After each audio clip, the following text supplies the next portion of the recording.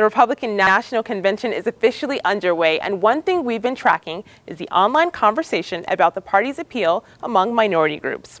Now, lots of people are talking about a recent NBC Wall Street Journal poll that suggests Republican presidential candidate Mitt Romney has 0% support among African American voters.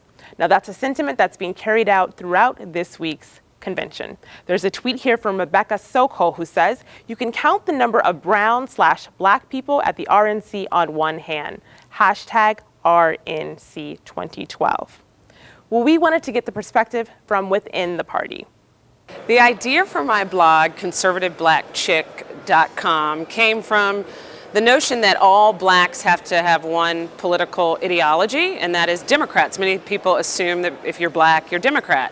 I was very frustrated with that perception, so I wanted people to know up front what they were getting into, that I was conservative, I'm a black woman, and that's the end of that.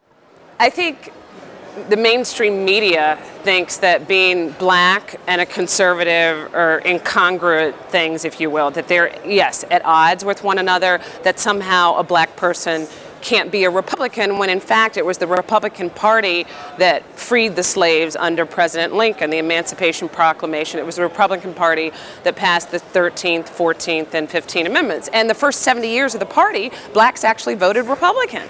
I immigrated 23 years ago. I'm the first immigrant to make the Virginia House of Delegates since the early 1600s, when there was the House of Burgesses.